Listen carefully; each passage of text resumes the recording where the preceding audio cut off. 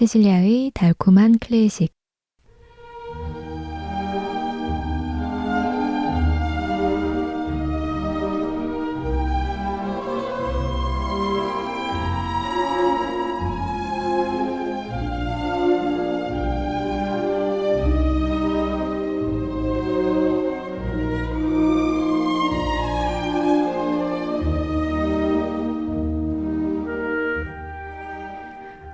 얼마 전 베를리너 필하모니커의 첫 여성 악장 취임 소식에 이어 이번에는 첫 여성 이사 에바 마리아 토마지가 선출되었습니다.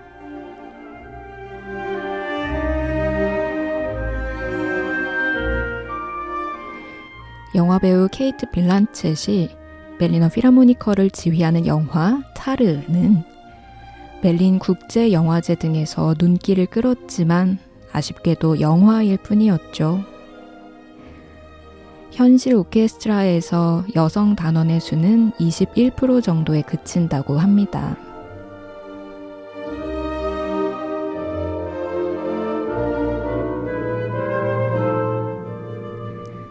이제 처음으로 여성이 악장으로 선출되고 예술감독이 오케스트라를 책임지고 또 여성이 이사회에 선출된 것인데요. 바이올린 연주뿐 아니라 무거운 책임과 도전과도 관련이 있겠죠. 새로운 베를리너 필하모니커를 기대하며 베를리너 필하모니커의 연주로 베를리너 루프트 전해드립니다.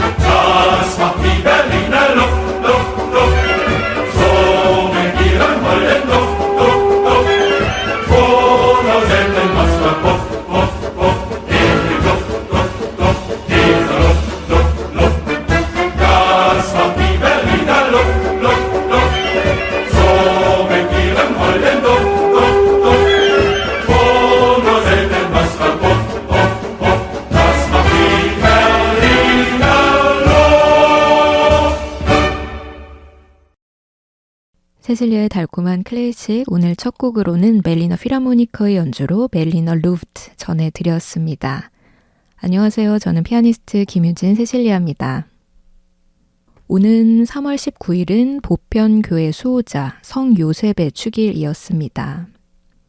지난 2021년을 프란치스코 교황님께서는 성요셉의 해로 선포하신 적도 있으시죠.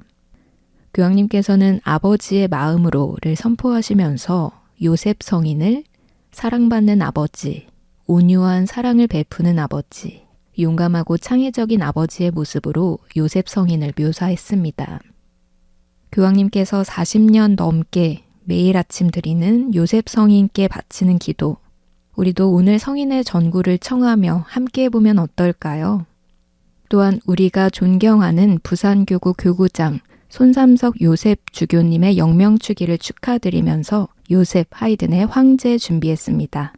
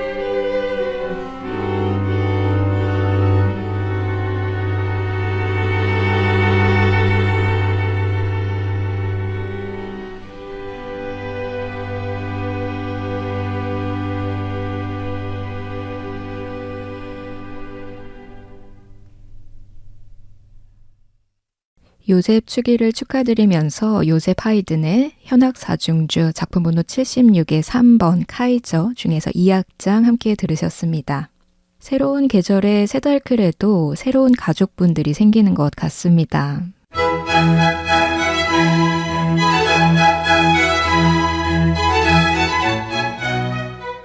지난주 세라님의 초대로 처음 방문하신 임유리 님도, 그리고 오랜만에 방문하셔서 신청곡 남겨주시는 녹여버리는 야생화 님도 모두 반갑고 감사드립니다. 물론 늘 주일 밤 9시에 함께 해주시는 오랜 애청자분들 모두도요. 지난주 말러 들으시면서 특히 이 음악 들으면 헤어질 결심이 떠오른다는 로시난데 님께서는 음악에 대한 추억 이야기하시면서 중학교 때 음악 선생님 떠오르셨다고요. 또 인사동 방문 전 미리 공지해서 함께 만나자 해주신 세라님의 의견도 너무 좋습니다. 날 좋은 날 오붓하게 만날 수 있으면 좋겠네요. 새로 오신 임유리님께는 든든하고 깔끔한 맛집을 가정에서 즐길 수 있는 곳 아신미디어에서 밀키트 세트를, 또 항상 새달클에 관심과 사랑을 쏟아주시는 빵톡 로시난떼님께는 맛의 명태자 최고급 젓갈을 만드는 대경 F&B에서 골드 명란 400g을 선물로 보내드립니다. 이어서 박성란 노엘라님께는 배랑길 자전거 동부산점에서 자전거 헬멧 선물로 보내드릴게요. 100원이 드는 유료 문자 샵 2340으로 성함과 닉네임 남겨주시면 선물 보내드리도록 하겠습니다. 계속해서 100원이 드는 유료 문자 메시지 샵 2340 모바일 앱 CPBC 빵톡으로 여러분들과 이야기 나누고 있습니다. 듣고 싶으신 곡, 사연 있으시면 많이 소통해 주시길 바랄게요. 새로 오신 임유리님의 신청곡 전해드리도록 하겠습니다. 4개 중 봄 신청하셨는데요. 비발디의 음악은 많이 들으셨을 거라 생각해서 비발디의 음악을 재해석한 막스 리히터의 버전으로 준비해봤습니다. 다니엘 호프의 연주로 전해드릴게요.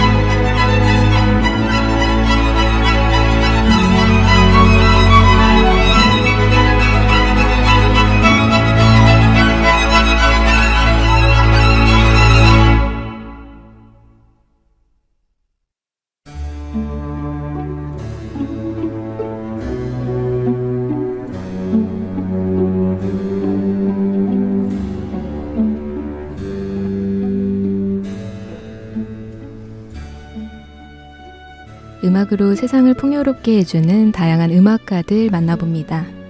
마이뮤직 마이스토리. 오늘은 피아니스트 서주희 씨 모셨습니다. 선생님 안녕하세요. 네, 안녕하세요. 피아니스트 서주희입니다. 네, 반갑습니다. 오늘 오신 우리 피아니스트 서주희 선생님은 사실은 연주자들에게는 장소가 그리 중요하진 않을 겁니다. 그래도 요즘은 특히 학교 때문이더라도 대구에서 주로 활동을 하고 계시다고요. 네, 연주 활동은 대구와 서울을 중심으로 하고 있고 대구 경북대학교 출강하고 있고요. 네. 그리고 경북예술고등학교, 부산예술고등학교, 그리고 신명고등학교와 대구예술영재교육원. 그래서 중학생부터 이렇게 고등학생까지 그 피아노 전공을 꿈꾸는 학생들과 음악 작업을 함께 하고 있습니다. 바쁘신 와중에 또 출연을 해주셔서 감사드립니다. 네. 오늘 우리가 미리 녹음을 하고 있습니다. 녹음 기준으로 어제 있죠. 3월 14일 달콤한 화이트데이에 또 대구에서 연주를 하셨다고요. 네, 그 대구 스트림 도미넌트 홀이라는 중소규모 공연장이었는데요. 네. 올해 그 렉처 콘서트 시리즈의 첫 번째 주자로 연주를 했는데 피아노의 시인이라고 불리우는 쇼팽의 작품으로만 구성된 프로그램으로 연주를 했습니다. 사실 제 주변에 클래식과 친해지고 싶은 분들이 굉장히 많으세요. 그런데 이제 어제처럼 연주자가 직접 이렇게 그 작품이나 작곡가 그리고 이제 그 시대에 대한 설명을 곁들여서 해설을 하면서 이렇게 연주를 들려드리니까 정말 좋아하시더라고요. 그래서 굉장히 보람이 있었습니다. 제가 못 가봐서 너무 아쉽네요. 네, 부산에서도 한번 불러주시면 언제든 오겠습니다. 우리 서주희 피아니스트의 이력을 간단하게나마 소개를 해드리자면 그 유명한 이대 나온 여자입니다. 이화여자대학교 음악대학 기악과 졸업을 하시고 독일 프라이부르 국립음대 그리고 데트몰트 국립음대 최고 연주자 과정까지 졸업을 하셨습니다. 또 독일입니다. 네. 요즘에 자꾸 제 추억을 소환하는 게스트분들이 나오시는데 너무 좋습니다. 저도 너무 좋습니다. 네. 프라이부르도 그렇고 제게는 너무 좋은 추억만 있는 데트몰트 국립음대에서 액자맨을 하셨어요. 네. 데트몰트라는 도시 자체는 사실 너무 작아서 아마 모르시는 분들도 많이 계실 테지만 아마 도시에서 제일 큰 악기가 음대이지 않나요? 저도 그렇게 생각합니다. 네. 네, 그 정도로 아주 작지만 또 사랑스러운 아름다운 도시였던 걸로 기억이 나는데 사실 제가 베를린에 오래 있었지만 데트몰트에 있을 뻔했거든요. 네. 지금은 안 계시지만 당시 바부제 교수님 밑으로 갈 뻔했었는데 결국은 베를린을 떠나지 못했습니다. 그 후로 그 바부제 교수님께 연락을 드린 적이 있어요. 몇 년 후에. 네, 파리로 오라고 하더라고요. 맞아요. 네. 또다시 베를린 버리지 못하고 그러던 제 자신이 조금 지금은 아쉬운데요. 지금은 또 영국 쪽에 계시다고 해서 그랬으면 우리가 만나지 못했을 수도 있겠죠. 이런 생각하니까 베를린이 결국은 내 운명이었구나 이런 생각 결론이 났습니다. 우리 서주희 피아니스트님은 운명을 믿으시나요? 이 굉장히 어려운 질문. 네. 근데 사실 그 순간순간은 이제 제가 주체적으로 어떤 상황에서 내가 결정을 하고 내가 주체적으로 살았다고 생각을 했는데 이렇게 과거를 이렇게 되돌아보면은 이게 사라진 부분도 있는 것 같아요. 어떤 힘에 의해서.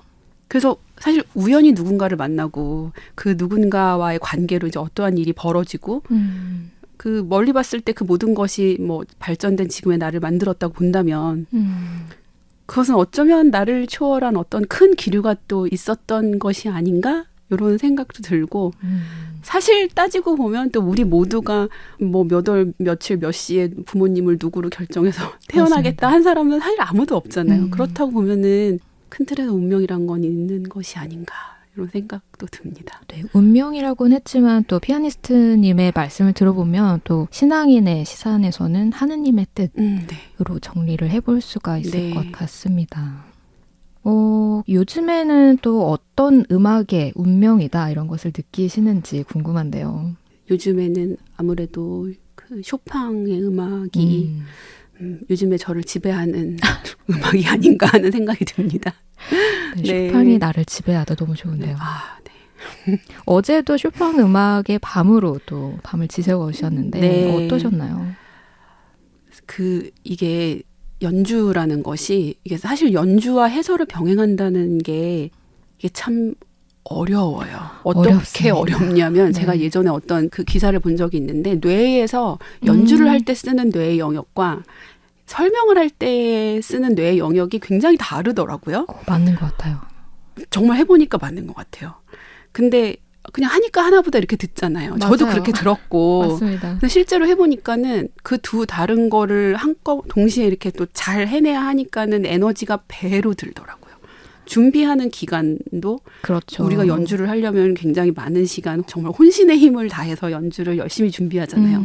그만큼 해설도 알차게 준비를 하려면 거기에 버금가는 또 시간이 필요하고, 그래서 저도 처음에는 굉장히 힘들었는데 이게 또 정말 하다 보니까 어떤 그 능력의 근육이 붙어서 이제는 한 6, 7년 차가 됐거든요. 해설 있는 음악회를 진행을 한 지. 그러니까 이제는 이제 그 어떤 음악회를 한 다음에 정말 신랄한 비판을 해주시는 저희 가족분들께도 이제는 조금 칭찬도 좀 듣고요. 발전했습니다. 그래서. 네, 여러분들도 혹시 연주회를 가셔서 연주자가 렉처까지 설명까지 한다. 그럼 얼마나 애쓰고 있는지 박수를 또 2배로 쳐주셔도 좋을 것 같습니다. 오늘 첫 곡으로 역시 쇼팽 음악 들어보겠습니다. 우리 새달클의 오랜 애청자분들께도 아마 운명의 음악이 아닐까 싶습니다. 쇼팽의 녹턴 작품 번호 9의 2번 함께 듣고 다시 돌아오겠습니다.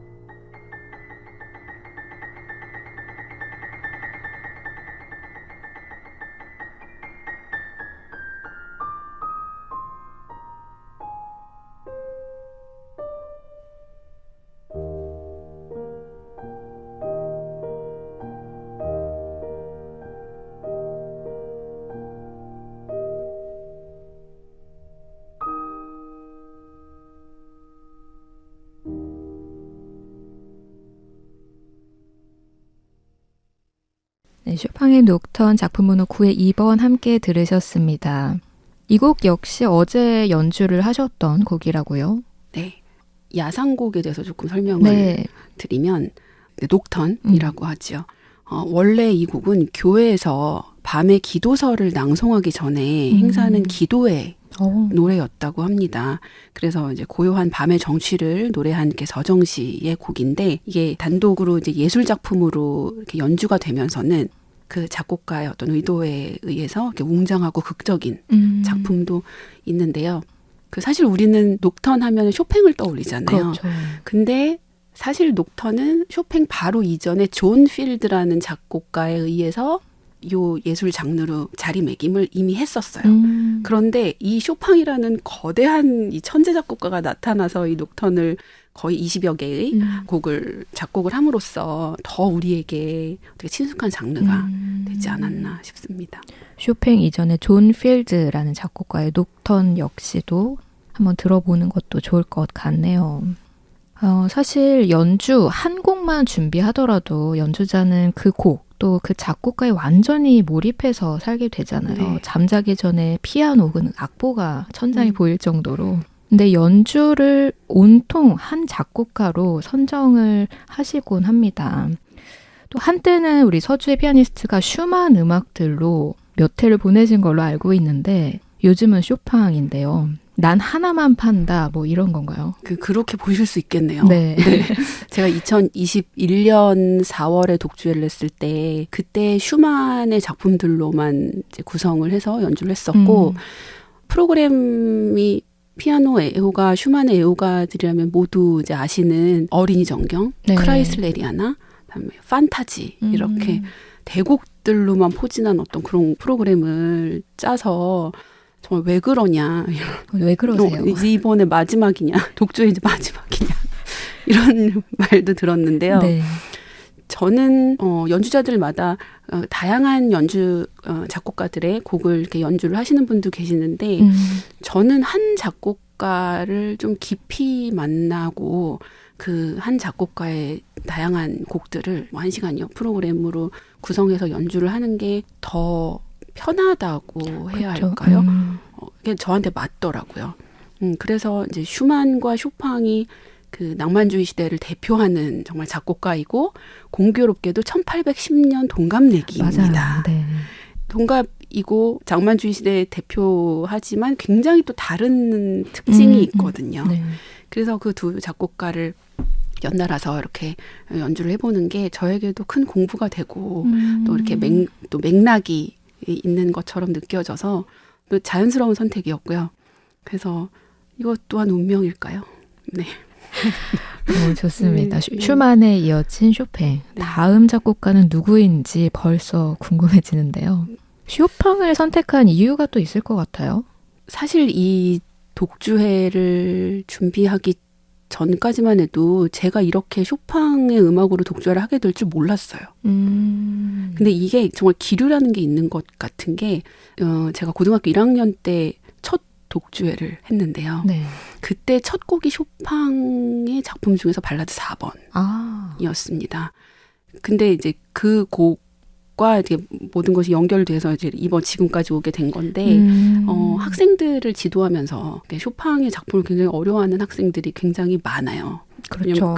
굉장히 그 기술적으로나 어떤 음악적으로나 이렇게 정말 요령이 필요하고 그거를 터득하기 전까지는 자꾸 이렇게 안 맞는 것 같고 불편한 어떤 이런 느낌들이 이렇게 있을 수가 있기 때문에 학생들을 지도하면서 저도 이제 쇼팽을 언젠가는 연주를 해야지 이렇게 생각을 하고 있다가 우연찮게 이렇게 잘 뭔가 시점이 맞아 떨어지면서 이번에 정말 자연스럽게 이렇게 선택을 하게 됐어요. 그야말로 운명이었다.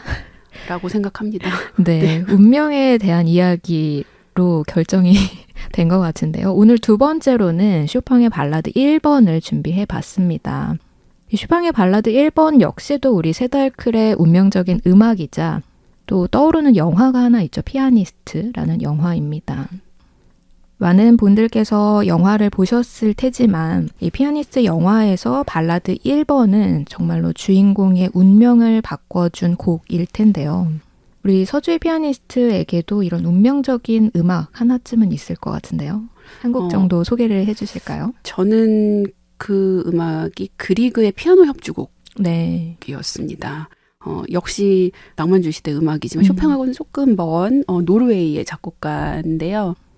여러분이 들으시면 모두 다 아시는 네, 굉장히 유명한 곡인데 중학교 3학년 때 그 곡을 협연을 할 수 있는 기회가 있었어요. 근데 그 곡을 이제 준비하면서 그리고 그 곡을 통해서 만난 저의 이제 선생님이 저의 그 시절을 굉장히 크게 이끌어주신 멘토가 되어주신 분이고 네, 여러 의미로 이제 그 곡이 참 운명적인 곡이었다는 생각이 듭니다. 언젠가 서주의 피아니스트의 연주로 그리그 협주곡 한 번쯤 들어보고 싶기도 합니다. 네, 연주를 들려드리고 싶습니다. 네, 오늘은 발라드 1번 슈팡의 음악으로 준비했고요. 오늘 이렇게 처음 출연해 주셨는데 어떠셨을까요? 대구에서 오셨잖아요. 네, 사실 저 어젯밤에 1시간 반을 그 중간 인터미션 없이 휴식 없이 연주를 내리하고 오늘 아침에 또 개인 일정을 소화하고 여기 오면서 그래서 사실 제 목소리가 요거보다 조금 더 예쁘다고 생각하는데 그럼요. 목이 좀 잠겼습니다. 그래서 너무 아쉽네요. 양해를 해주시길 바라겠습니다. 목소리가 예쁜 서주희 피아니스트와 오늘 함께 해봤습니다. 그럼 쇼팽의 발라드 1번 전해드리고 피아니스트 서주희 씨는 다음 주에 또 만나보도록 할게요. 선생님 감사합니다. 네, 감사합니다.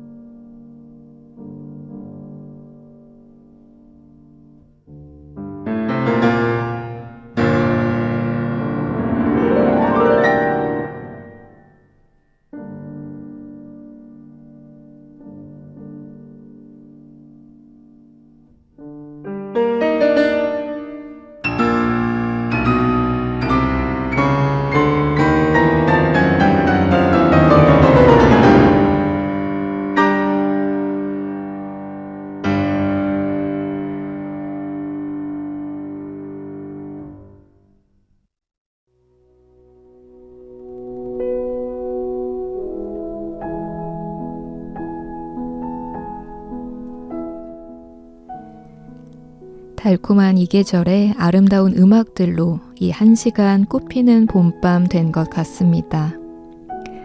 끝으로는 녹여버리는 야생화님의 신청곡 준비했습니다. 생명이 만개하는 봄날이자 동시에 사순시기인 오늘, 죽음을 품고 또다시 돋아나는 새 생명의 그 순진무구함을 묵상해 보면 좋겠습니다. 저는 여기에서 인사드릴게요. 지금까지 연출의 이한나 안나, 기술의 윤현성, 진행의 저 김유진 세실리아였습니다. 감사합니다.